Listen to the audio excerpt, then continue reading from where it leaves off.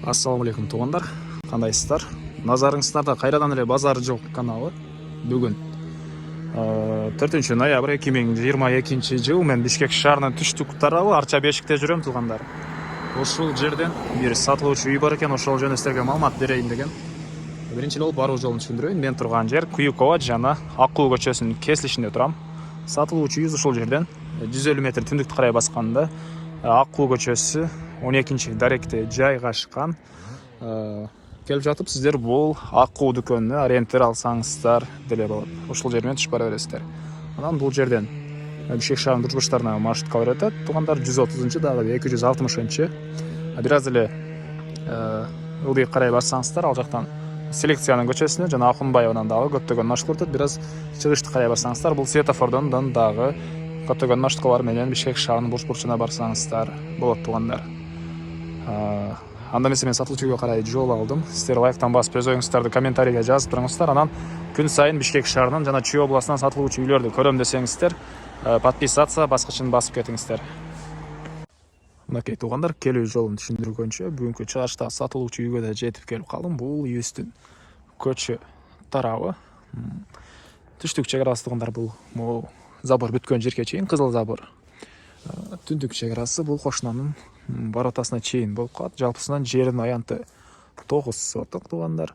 Документтер боюнча техпаспорт, кызыл китеп баары бар экен. Анан көрүп турганыңыздардай ворота орнотулган көчө тараптан.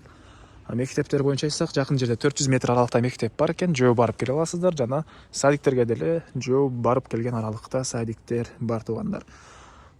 Анан бизди калтырбай көрүүчүлөр болсо, бул үйдү көргөн болсоңуздар керек. Бир жума мурда бизден чыккан болчу.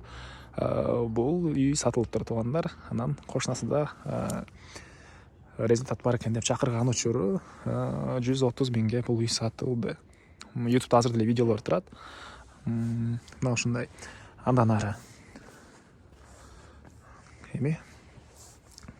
коргосуна кирип калган маалыматтарды берейин. Природный газ бар тугандар.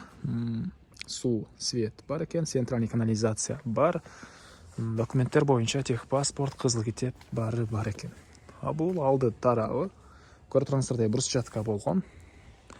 Жердин аянты 9 соток. Үйүбүз жөнүндө айтсак, 170 квадрат метр, толук түрдө кирпич менен бүтүрүлгөн. Сейсма пояс, колонна баары куюлган. Жана биринчи этаж менен экинчи этаж ортосунда плита ташталыптыр тугандар.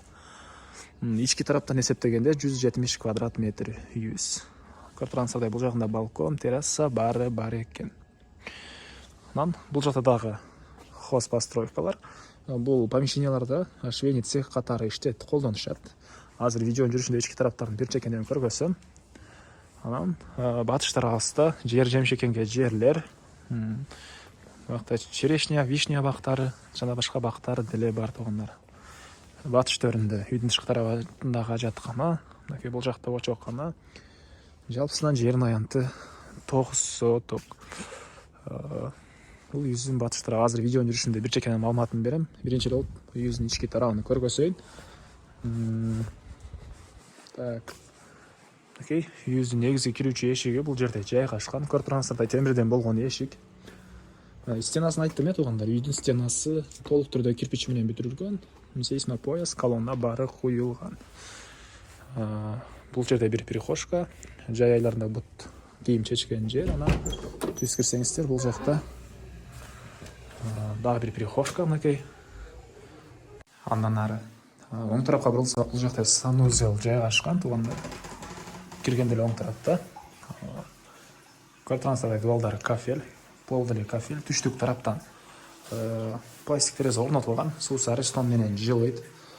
Мынакей, мына ушундай көрүнүштө. Анан отопление жөнүндө айтып таптырмын тугандар. Үйүбүздө паровой отопление бар. Ал көмүр жана газ менен үйдү жылытат экен. Андан ары бул жакка түз кирсек, бул жакта холл. Бул холлдон калган бөлмөлөргө өтүп кетсек болот. Жана ошондой эле экинчи этажга чыгып кеткен тепкичтер деле ушул холлдо орнотулган. Пол ламинат, дубалдар обой, потолок гипсокартон. Анан ушул жерден сол тарапка кайрылсак, бул жакта бир мондай чакан бөлмө. Негизинен тамактануучу бөлмө катары деле колдонсоңуздар болгудай. Мынакей, калсаңыздар детский бөлмөсү катары деле колдонсоңуздар болгудай. Ушул жерден түзөтсөк, бул жакта кухня жайгашкан. Окей.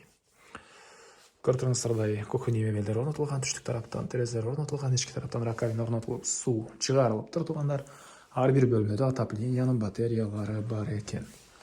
Андан ары кайра эле холго чыгып сол тарапка кайрылсак, бул жакта бир бөлмө. Мондай зал окшойт менин оюмча. Батыш тараптан пластик терезелер орнотулган туугандар. Көрүп тургансыздардай люстралар, отоплениянын батареялары ар бир бөлмөдө бар. Андан ары эми калган бөлмөлөрдү көргөзөйүн туугандар. Так, андан кийинки бөлмө, бул жакта бир мондай детский бөлмө бар экен. Окей.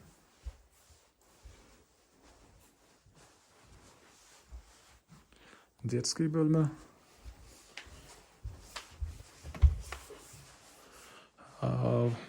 Бул холл. Тепкичтердин түбүндө чакан кладовка, чыгыш тараптан терезе орнотулган, интернет бар экен буякта, роутер, болдор ламинат. Эми экинчи этажды көргөзөйүн туугандар. Газ, центральный канализация бары үйүбүзгө киргизилген, бары бар. Бул экинчи этажга чыгып кетип аткан тепкичибиздин көрүнүшү. Окей. Биринчи этаж менен экинчи этаждын ортосунда көрүп тургансыздардай плиталар тышталган туугандар. Сапаттуу кылып өзүбүз үчүн салганбыз дейт үйдү. Анан кээ бир себептерден улам сатып аткан учур экен. Окей, бул экинчи этаждын холлу. Потолок гипсокартон, чыгыштан түштүктөн терезелер орнотулуптур, пол ламинат. Анан чыгып эле оң тарапка кайрылсаңыздар, бул жакка бир бөлмө. Окей. Чыгыш тараптан терезе орнотулган. Ушул жерден сол тарапка кайрылсак, бул жерде бир спальня бөлмө жайгашкан туугандар. Бул жакта бир спальня бөлмө. Андан ары бул чоң эшиктен кирсек, бул жакта зал. Окей. Пол ламинат, батыштан жана түштүктөн терезелер орнотулган. Потолок гипсокартон, көрүп тургансыздардай люстралар орнотулган туугандар. Окей, мына ушундай көрүнүштө. Анан бул жерден түз чыксаңыздар балкон. Азыр эшиги жабык экен туугандар, мындай чакан балкон бар экен. Анан буякта терраса. Бул жака деле через балкон чыгасыздар. Азыр эшиги жабык болгону байланыштуу көргөзө салгам жок. Негизинен үйдөн тышкы тарабынан тартканда эле көрүп байкадыңыздар. Бул мынакей алдын көрүнүшү ылдый тарабы кафе экен туугандар. Үйдө тарабы көрүп турганыңыздардай навес мондай менен жабылган. Поликарбонат менен жабылган туугандар.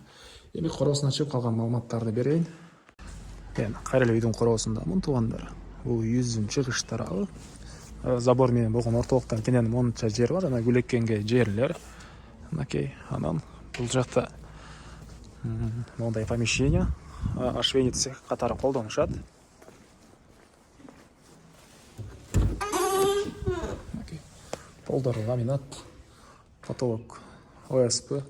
Окей. Полдар көрүп тургансыздардай декор болуптур. Бул жакта шпаклевка, бул жагы декор экен туугандар. Анан бул жакта эле жылуу дейт. Үй ээсин окей, бул жактан мондай печка орнотулган. Бул жакта эле жылыйт, аркы бөлмөдө эле жылыйт экен. Чоң үйүбүздө отопление бар, паровой отопление. Бул жагында мондай не деп койчу элем мону туугандар. Ушундай материал кескен жер. Толук аталышын билбейм, мен Шведияда иштеген эмесмин туугандар. Андан ары бул жакта кийим тиккен бөлмөсү бар экен. 4 машинеси менен азыркы учурда ал жакта иштөөчүлөр бар болгону байланыштуу ички тарабын көргөзө алгам жок. Анан бул жакта мына көрүп турганыңыздардай очоккана, очоктор, 3 очок чоң, орто жана кичинекей очок. Газ деле ушул жерге чейин келген. Калсаңыздар газды кошуп алсаңыздар деле болот бул жака. Окей. Бул үйүбүздүн батыш тарабы. Бул жакта жер жемшекинге жер, бактар, бул төрүндө отункана. Анан эң түндүк батыш төрүндө үйдүн тышкы тарабындагы ажаткана деле бар экен. Андан ары ажатканага чейин туугандар көрүп турганыңыздардай тротуар салынган. Кенен жамгырлуу жана карлуу айларда буктуңуздар ылай болбой кенен барып келе аласыздар ажатканага. Бул жакта отоплениянын котелы жайгашкан бөлмө. Көмүр менен жана газ менен сиздер үйдү жылыта аласыздар. Аристон деле ушул жака орнотулуптур. Бул кухняга кирген Аристон болуш керек, жылуусу. Анан бул жакта погреб, подвал дейсизби? Мынакей. Бул жакта подвал.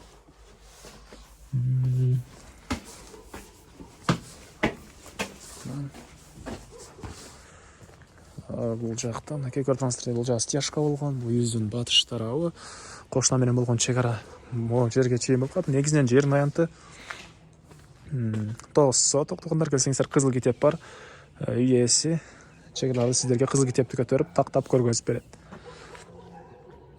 Мынакей мына ушундай. Жанакы сатылган үйүздү бул жагынан да көргөзө кетейин. Буга чейинки чыгарылышта бир жума 10 күн мурда ушул үйүз бир эле күндө сатылып кеткен экен. Азыр бул кошунасы результат бар экен деп бизди чакырып отурган учуру. Эмне маалымат калды, туугандар айтылбаган. Так, бул үйүздүн баасы эле калды окшойт. Бул үйүздүн баасы $140,000 сурап атыптыр үй ээлери. Анан дагы сүйлөшүү болот. Ээсинин номерин мен экранга калтырам. Ээси телдеп жазылып турат. Сүйлөшүү болот дагы туугандар. Звонок кылып сүйлөшүп көрүңүздөр. Сүйлөшүү болот. Анан достор менен, группалар менен сиздер бул видеону бөлүшсөңүздөр, мага үй ээсине чоң жардам берген болосуздар. Жана ошондой эле күн сайын Бишкек шаарынан жана Чүй областынан сатылуучу үйлөрдү көрүңүздөр келсе, подписаться баскычын басып кетиңиздер туугандар. Анда эмесе мен сиздер менен коштошом. Кийинки чыгарышка чейин саламатта калыңыздар.